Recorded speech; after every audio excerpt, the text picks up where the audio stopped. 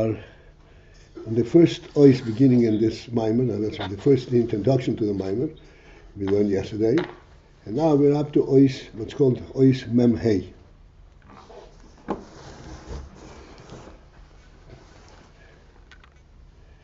And due to conversation that we had yesterday, Shemiris after class, and we had a difficult time to, so to speak, come together, and I was considering what was behind it.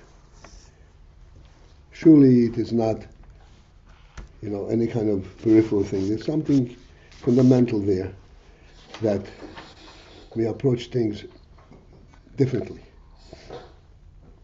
Reflecting on this, I realized that there is a very important principle that needs to be introduced and reintroduced and reintroduced until it becomes a common fundamental thought, which is clearly revolutionary from a worldly perspective. And that is a very simple principle, that the world is a divine creation. The world did not develop on its own. Nothing in the world developed on its own.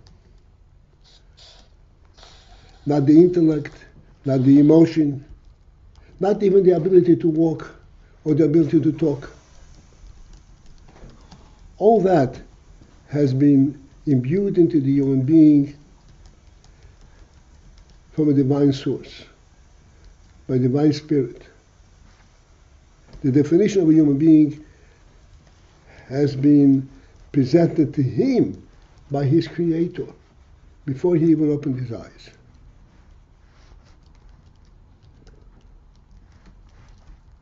And when he opens his eyes, like we speak all the time, he sees the sky, he ought to recognize that this sky, and both the sky and the fact that he is exposed to it and he sees it, and his impression of it is all a divine gift. This is the definition that God has given to the human being.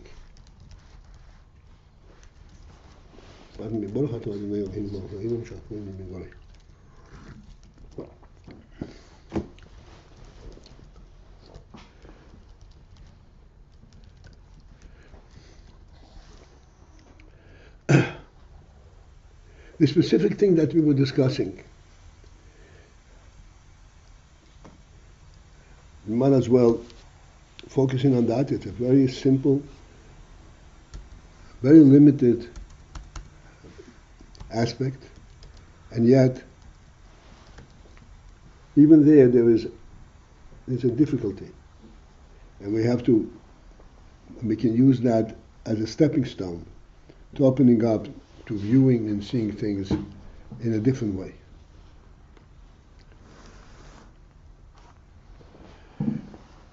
The human hand, what can be simpler than that?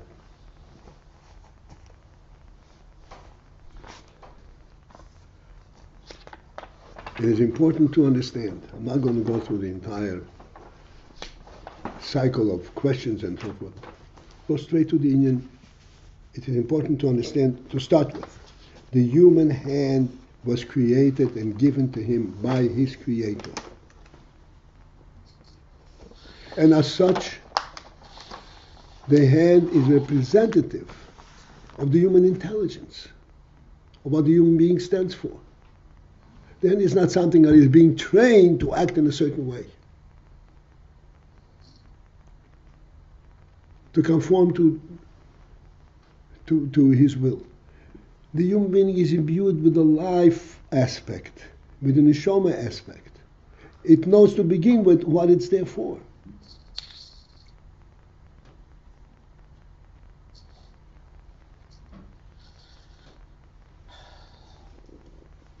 And therefore, go to the next step. Whatever it is that it does, it actually relates to that action. It is not merely performing it. In other words, the significance of that action to the hand is not its result, but the action itself.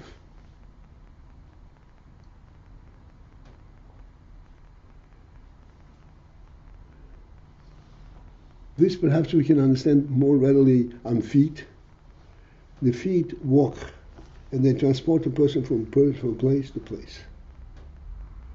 There you have a very simple act, and the result of it is he immediately took a step, so he's no longer in the previous place, now he's in this place, and then he goes to the next step and he's in the next place.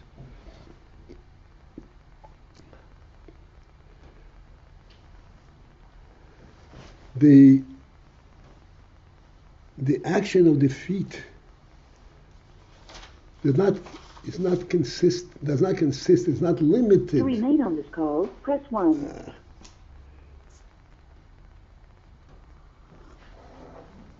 Returning to the conference room. It's not limited to the end result.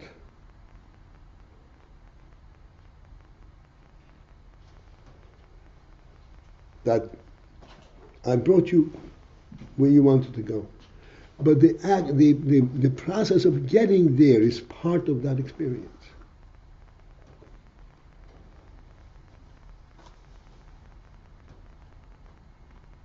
And as we're talking, things come up in mind that demonstrate this principle.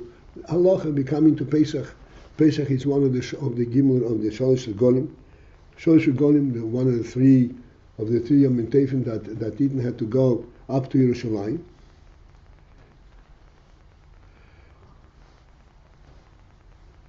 And to go up to Yerushalayim, please understand, you have to be in Yerushalayim. But it's not just being Yerushalayim, you have to walk there. And if the one who cannot walk is not obligated to go there.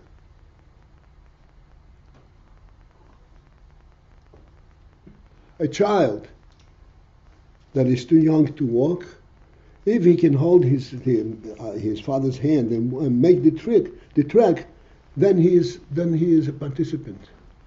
If he cannot, then he's not a participant. You can bring him there, but he's not part of the mitzvah of a little regel.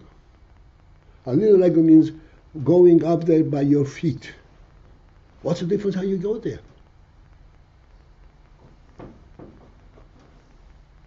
So the Torah clearly, the Halacha clearly states, there is a difference how you go there. Because it's the feet that bring you there, that are made to bring you from place to place. They have this spirit of transporting you. And if you get there without the feet, you're lacking the whole spirit of this transportation.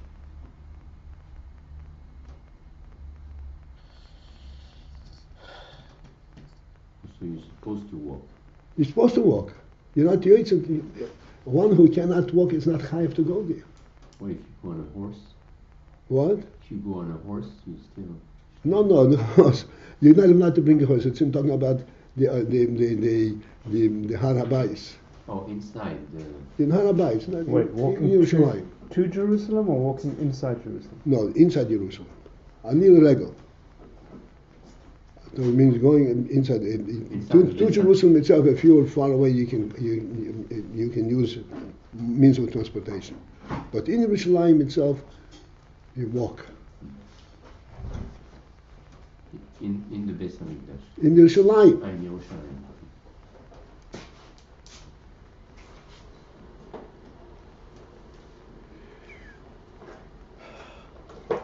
You know, in the Rambam these days we were learning about bikurim.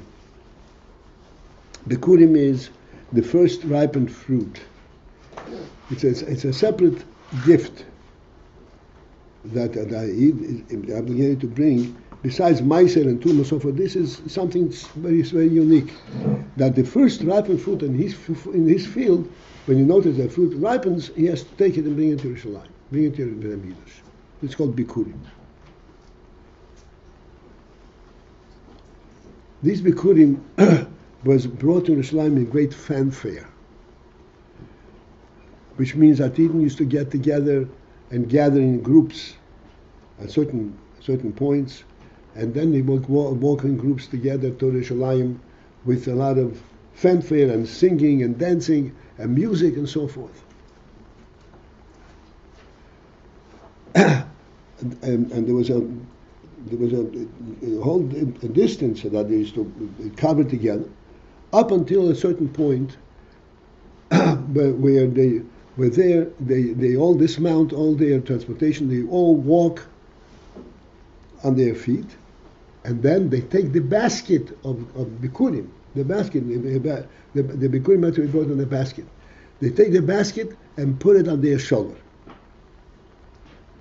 And there's no difference who this person is. The Gemara says, Agrifas HaMelech, the king, used to go with the basket on his shoulder, walking up the Harabayas. At that point, it's a completely different stage, and there is no cognizance of the status of the person. And the Melech, the king, you should take the basket, not only carry it like a person, an intelligent person carries a basket, like a farmer who carries his basket on his shoulder. Because the proper way to carry a basket is like a farmer does it. So Agrifas used to put the basket on his shoulder. I'm saying Agrifas because the Gemara gives it out as an example.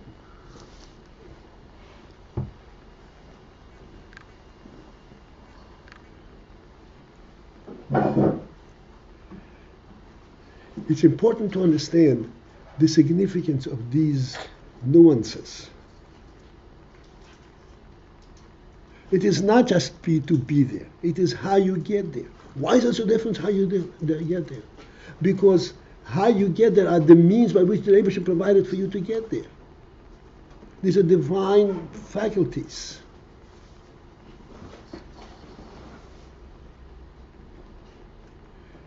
They can participate in this whole action. The feet are not intelligent, they don't have seichel. They can participate in this action. And the hands participate in this action. The shoulder participate in this action. Everything in the human being is a divine design.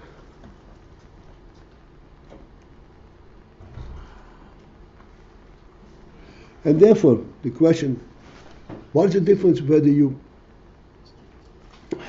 hold something with your fingers in your hand or you hold something with a plier?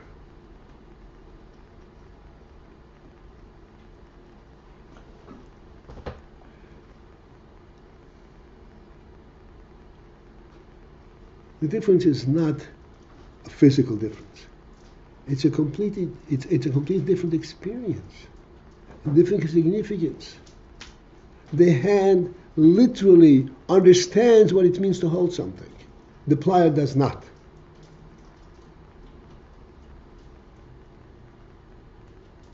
Where is the hand get that intelligence? This is part of the spirit of the neshama that was imbued into the human being. The neshama contains all the faculties, all human faculties, from the intellect, from the chokhmah, from the ratzon anointing, all the way down to action, and the simplest of actions, the feet. A human being does not act at any level, at any moment, as a robot. He's saying walking, the artificial leg I can tell about also can walk. It's not the walking, it's not the same thing whatsoever.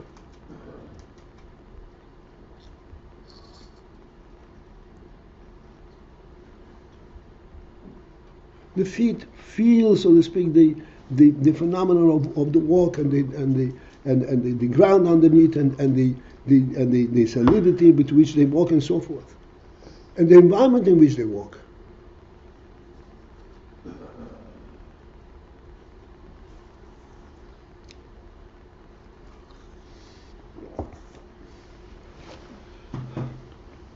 So therefore, when we ask a question about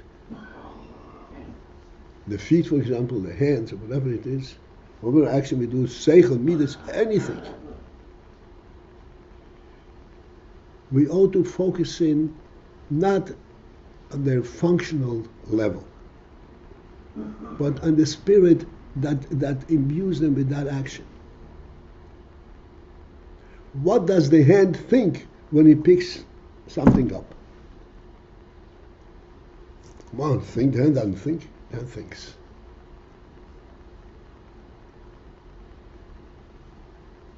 Clearly, it's a different level of thought than what you have in the brain. But it's involved.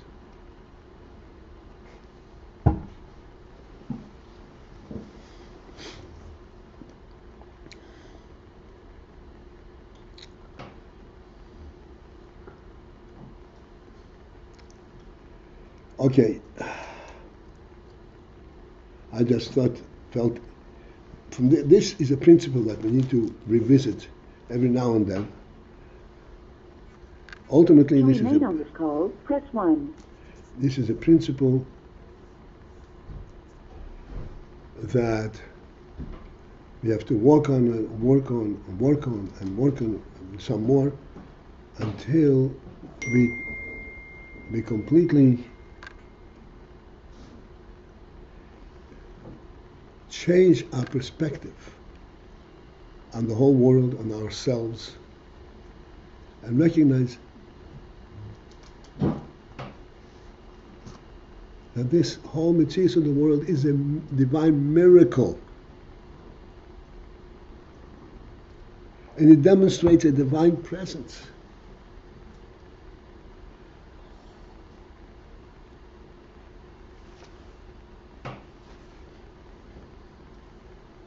Just as in our Mashali, when you're at a wedding, the simplest and most blatant situation, only a fool will look at the wedding and see, oh, what a beautiful tables, we have beautiful food, and so forth. The groom and the bride, and the parents of the groom and the bride, this is the center of the wedding. This is what you relate to. Everything in there represents their presence.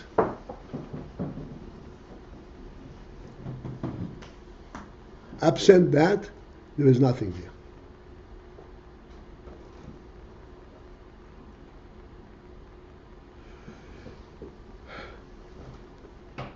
The world, likewise, absent the creator from the world, there is no world. Avraham Avinu was walking around, as mentioned recently. The Yemot that Avraham Avinu was walking around the world. And he was an extremely smart, wise person. He observed everything. Then he says, where is the manhig? What is this about? Unbeatable manhig. There cannot be an edifice without a leader. The manhig is what this Peter represents. I'm looking for the manhig. Without the manhig, this is a fool's view.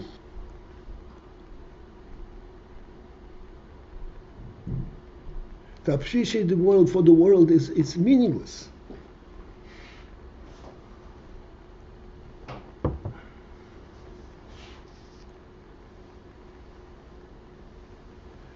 That's what Avraham Avinu was pursuing, and he was digging and digging and digging until the Rebbe himself greeted him and says, "Yes, I am the manhig.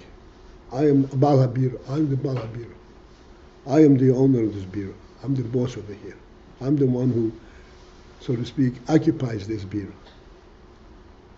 What you see in this bira, you see a phenomenal bira, a phenomenal edifice. It is my presence that you are identifying, that you are recognizing."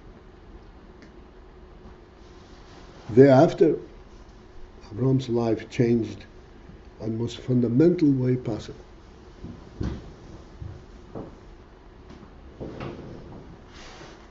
His whole pursuit changed from being a good person in the world to revealing God in the world.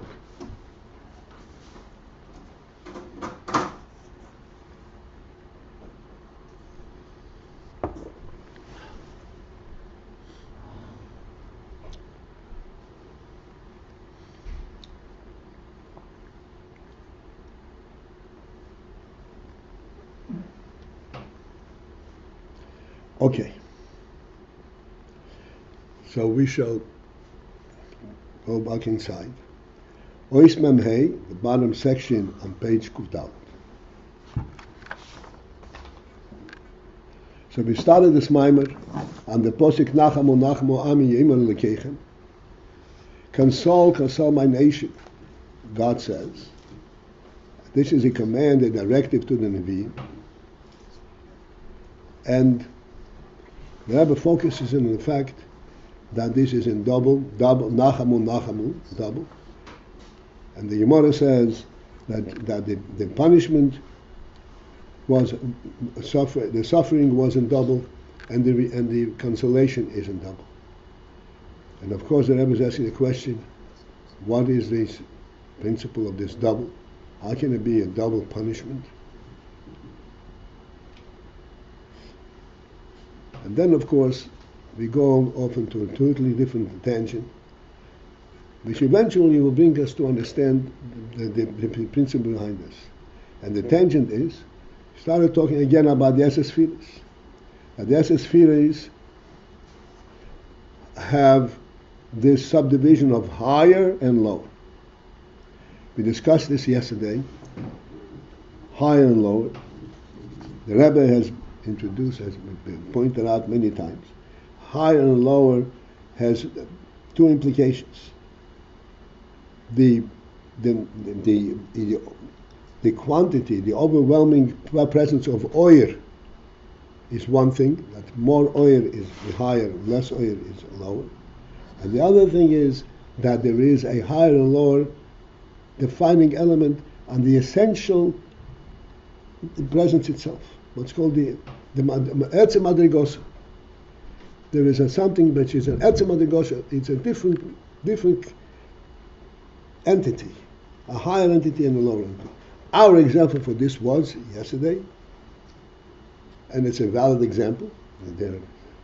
Clearly, this is just a simple way of presenting it. The human being has a higher aspect in his natural existence. What is the higher aspect? He walks on the earth, just like all other animal hablo. But he is not earth-bound, even though he walks on the earth. The animals are earth-bound. They relate to the earth as they're walking. They're looking down on the earth, on all fours. This is their support. This is their reality. A human being insists on a completely different status. Yes, he is on the earth, but he is earth-bound. He stands up on 2 feet. He hardly touches the earth. He has a function on the earth to transform the earth, but not that he is earth-bound. This is a higher creature than clearly relative to the animal, which is a lower animal creature, by definition, by its very essence.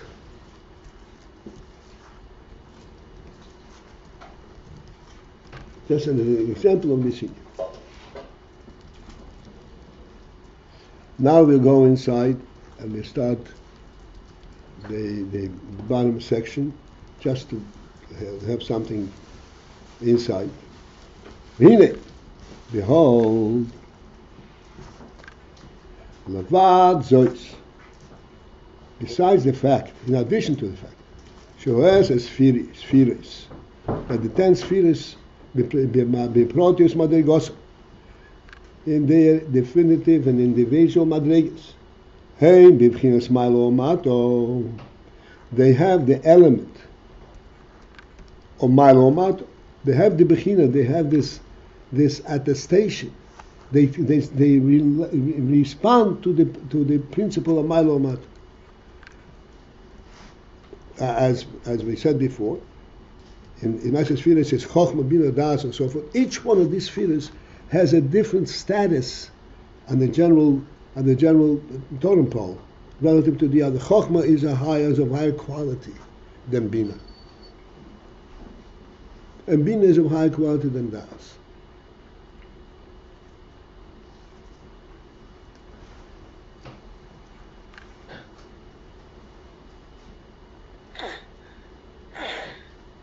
And this whole structure of Chochmah being on top and being a feeding of the Chochmah, from the Chochmah, and so forth, is an absolute necessity of the whole process. It's absolutely necessary for Bina to draw its perspective from Chochmah. And we discussed this, and I want to reiterate this based on the introduction that I made before. Chochmah relates to things, sees things the way they are in their truth. Does not need to justify, to make sense from its own perspective, from its earthly presence.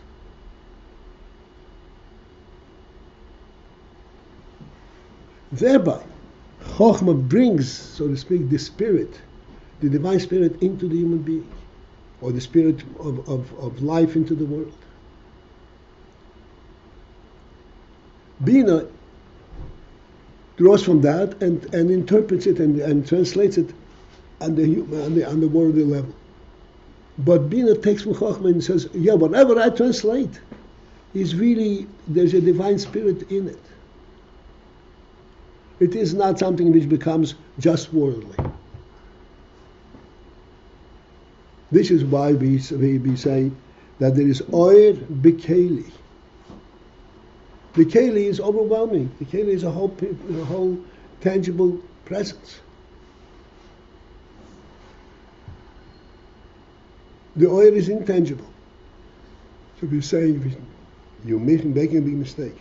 The whole spirit and the whole life element and the whole reality in the keli is because there is an oil of a higher quality completely. There's not part of the world that is present in this keli.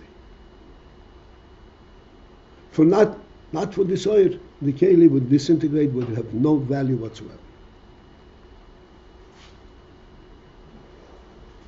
The halacha demonstrates this principle.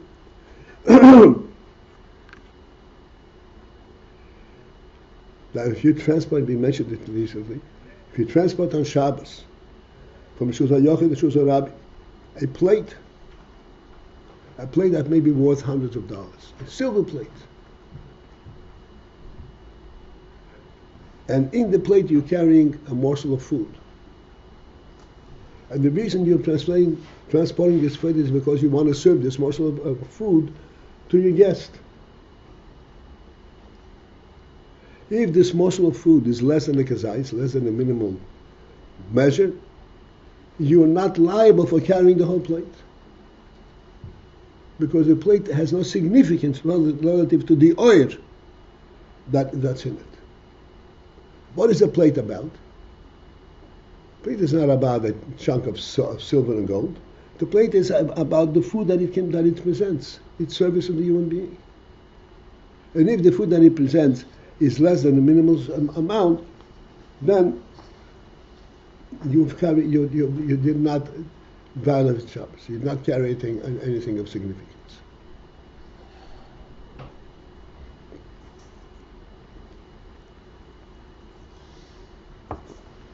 The keli, its value is drawn from the fact that there is oir, which is a supreme quality, higher than world quality, a divine quality, presence, is in this keli. Whether it's divine or human or intellectual, at all different levels, but it's a spirit that's in the keli that makes the keli a viable presence.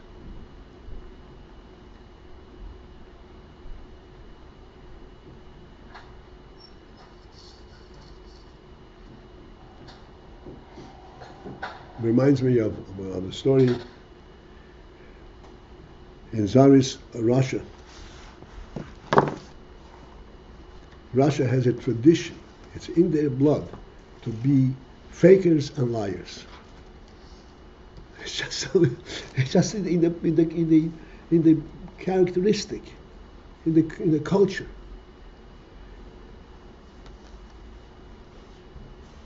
So there was a European delegation from Western Europe came to visit the Tsar. And the Tsar told his generals, okay, show them what we have. Took them and showed them cannons of tremendous size. In those days, a cannon, it was first coming out, tremendous size cannon, and you would imagine this cannon can shoot 10 miles out. What was the truth? This cannon never shot a pistol, one unit. It couldn't shoot. It was a Kaylee that didn't work. It was not meant to work. They couldn't create that kind of working Kaylee. They didn't have that capacity. They didn't have that intelligence, that knowledge.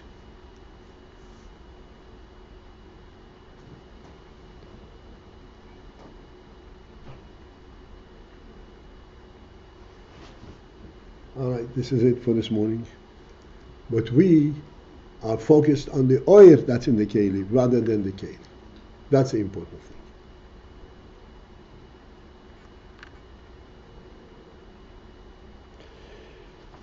All right, let's pursue. Have a good Shabbat.